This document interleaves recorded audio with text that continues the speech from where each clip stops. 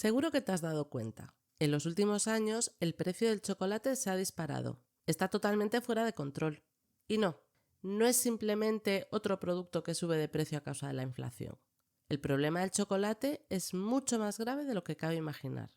Tanto que algunos expertos aseguran que en 2050 ya no quedará ni una triste onza que llevarnos a la boca. Pero que no cunda el pánico. Las grandes corporaciones ya se han puesto las pilas para plantarle cara a esta tremenda crisis que amenaza su negocio. Y para ello no dudan en utilizar unas estrategias bastante turbias que a costa de engañar al consumidor les ayudan a mantener intactos sus márgenes de beneficio. Quédate para entender por qué está sucediendo todo esto. No importa si todavía eres un adicto al chocolate, si ya lo dejaste o si estás en proceso de desintoxicación.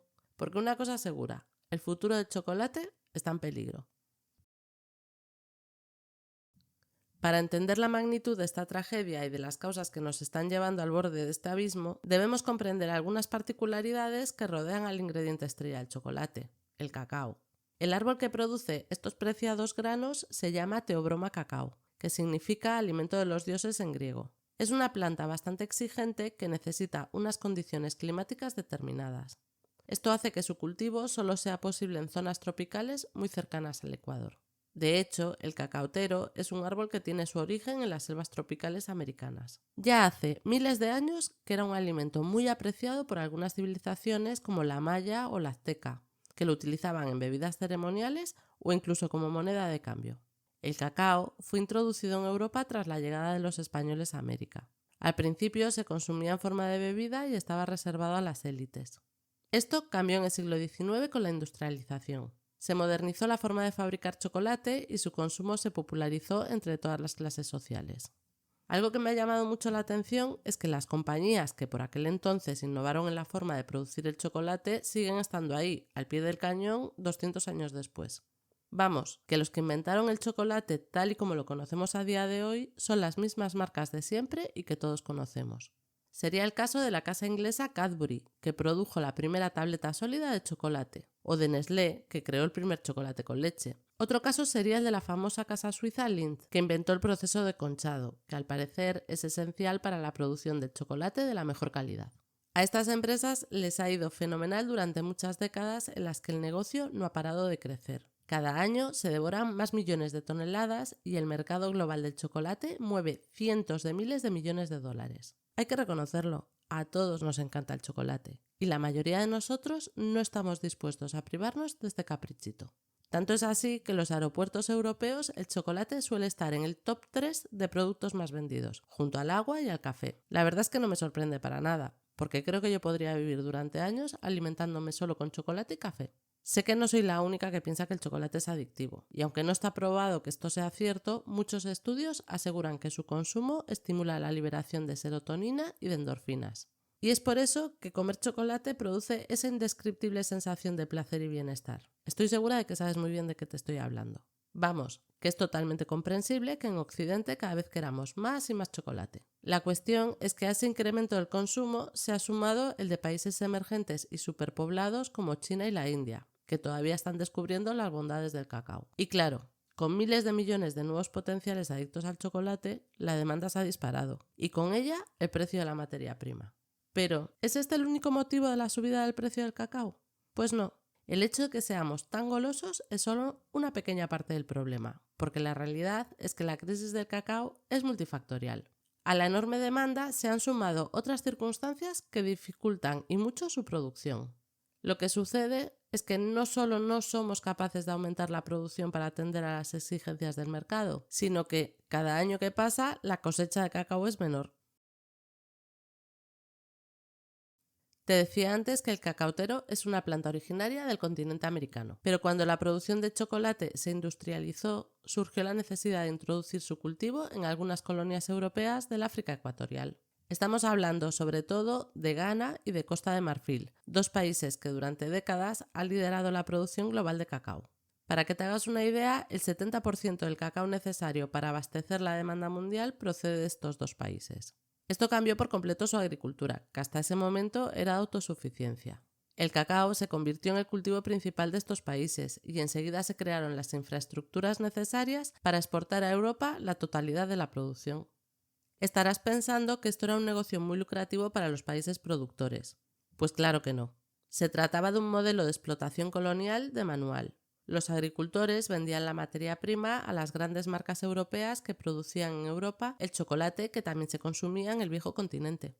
Como podrás imaginar, estos agricultores vendían el cacao a un precio muy bajo, y era en los siguientes escalones del proceso productivo en los que más se encarecía el producto y en los que más beneficio reportaba, claro. Este modelo, cuya máxima es pagar la materia prima al menor precio posible, es el responsable de perpetuar la pobreza de estas familias y de las terribles condiciones laborales que se dan en las plantaciones de cacao, en las que todavía a día de hoy trabajan muchos niños. Muchas organizaciones locales han puesto mucho empeño para que esta situación mejore, con más o menos éxito. Los productores de cacao se han unido para poder sentarse frente a los poderosos y negociar unos mejores precios de venta. Y aunque sí que han conseguido alguna mejora, todavía es insuficiente. La realidad que viven las personas que trabajan en las plantaciones de cacao sigue siendo injusta y muy precaria. Es precisamente la precariedad en la que siempre ha estado inmersa el sector la que ha causado el colapso de la producción de cacao en África, que especialmente en los últimos 3 años ha caído en picado. Esta precariedad se manifiesta de diversas formas. Por ejemplo, las plantaciones masivas se introdujeron de forma totalmente insostenible y ahora se están pagando las consecuencias. Casi el 90% de la selva tropical en estos países fue talada para cultivar cacao, alterando de forma irremediable el ecosistema y el clima propio de estas áreas. Esto, sumado al cambio climático que ya se está dejando notar en la zona, ha hecho que las condiciones climatológicas ya no sean tan propicias como antaño. Con frecuencia se dan épocas de sequía o lluvias torrenciales que perjudican mucho las cosechas. Además, los suelos están agotados y los cacaoteros que no están enfermos están muy envejecidos. Para poder plantar cara a estos problemas, los agricultores deberían hacer frente a grandes inversiones en fertilizantes y pesticidas que simplemente no pueden permitirse. Ante este panorama, no es de extrañar que muchos terratenientes abandonen sus cultivos de cacao por considerarla una ocupación muy poco rentable. De este modo, pueden alquilar sus tierras para otros negocios mucho más lucrativos, como la minería ilegal de oro, por ejemplo. Como puedes ver, se ha formado una especie de tormenta perfecta que está amenazando y muy seriamente a la industria del chocolate. Parece que los poderosos han encontrado la penitencia en el propio pecado y que su avaricia les ha llevado a exprimir demasiado un limón que ya no da más de sí.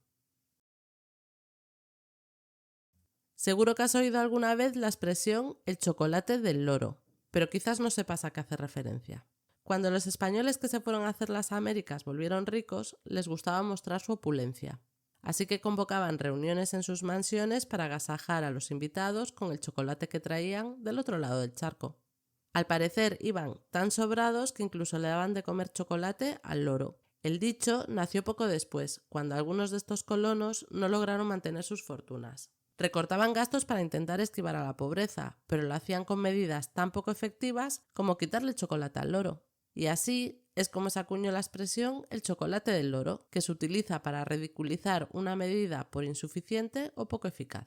Pues ya te digo yo que los que manejan el cotarro en la industria chocolatera van a tener que ponerse serios y tomar medidas, pero de las de verdad. Porque ante una demanda que no para de crecer y la caída de la producción, la cosa pinta muy pero que muy mal.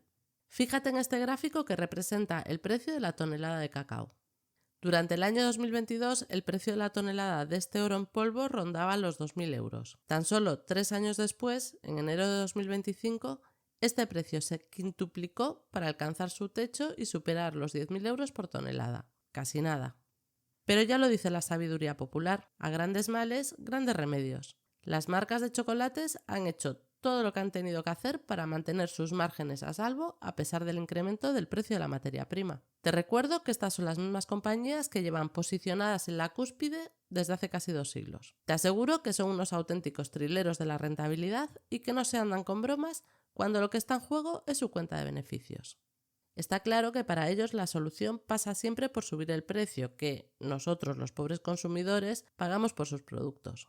Pero incluso para eso, para subir los precios, a veces utilizan unos métodos de lo más creativos. Porque una cosa es cuando van de frente y simplemente suben el precio del producto. Vamos, que casi de un día para otro el precio que marca tu chocolate favorito se duplica como por arte de magia. Pues vale, aceptamos barco. Pero en otros casos, para subir el precio, utilizan algunos métodos bastante turbios. ¿Por qué? ¿Te has dado cuenta de la reduflación que nos están metiendo como quien no quiere la cosa? Por si todavía no has oído hablar de ella, la reduflación viene siendo el noble arte de subir el precio de un producto, pero sin subir su precio. ¿Cómo lo hacen? Pues por ejemplo, reduciendo el tamaño sin variar el precio. Vamos, que te ofrecen menos cantidad aunque tú estés pagando lo mismo. Es algo que estoy casi segura que han hecho con las tabletas de chocolate Jungli, como se llamen. No tengo pruebas, pero tampoco dudas. Estas icónicas tabletas son más pequeñas ahora que hace cosa de un año. Eso sí, siguen costando lo mismo o incluso más que antes. Si tú también te has dado cuenta, por favor, confírmamelo en comentarios. Otro truco de magia en esto de la reduflación pasaría por reducir los costes de materia prima, sustituyendo los ingredientes más costosos por otros más económicos. Eso sí, esta vez sin reducir el tamaño del producto, para que no se note. De este modo, tu chocolatina favorita, que en apariencia sigue siendo igual que siempre, de pronto parece que tiene más relleno del habitual. Más caramelo y menos chocolate. Magia potagia. Pero no te equivoques, que consiga bromear al respecto no significa que no esté preocupada, y mucho, por esta terrible situación. Yo intento ser optimista, pero incluso en los mejores escenarios veo muy probable que en pocos años el cacao acabe siendo un producto de lujo al alcance de muy pocos. Pero tranquilos, porque el capitalismo ya se ha puesto en marcha en la búsqueda de una solución para este gran problema. Últimamente han surgido muchas startups cuya promesa es crear chocolate, pero sin chocolate. Sí, como lo oyes. Estas iniciativas sustituyen el cacao por otras materias primas con precios mucho más estables. Por lo que he podido ver, utilizan la algarroba, la avena, la cebada o las semillas de girasol para producir este chocolate cacao free. Aseguran que el sabor es exactamente igual al del chocolate al que estamos acostumbrados y que ni siquiera los paladares mejor entrenados podrán notar la diferencia. Yo no lo veo nada claro. ¿Tú qué opinas? ¿Eres partidario de estos nuevos inventos? ¿Crees que el futuro será de las hamburguesas sin carne, las leches sin lactosa y los chocolates sin cacao? El cacao es mucho más que un simple ingrediente. Lo asociamos con nuestros momentos más dulces, con la infancia y con las grandes celebraciones. Pero su lado oscuro, ese que muchos no quieren que veas, está lleno de amargura, de explotación infantil, de expolio de recursos y de destrucción medioambiental. Tengo que reconocer que a ratos me invade cierta angustia al imaginar un futuro incierto sin chocolate. Sin embargo, no puedo evitar sentir una pizca de satisfacción al ver que el karma, por una vez, le está pasando factura a los abusones. Señores, asúmanlo, la avaricia ha roto el saco. Sé que estas grandes corporaciones se adaptarán, encontrarán nuevas formas de satisfacer al mercado y seguirán adelante. Pero la pregunta es, ¿habrán aprendido la lección? Muchas gracias por llegar hasta aquí. Y por favor, suscríbete al canal si te ha gustado este vídeo. Es gratis y a mí me estarás ayudando a poder seguir creando este contenido. Un saludo y hasta la próxima.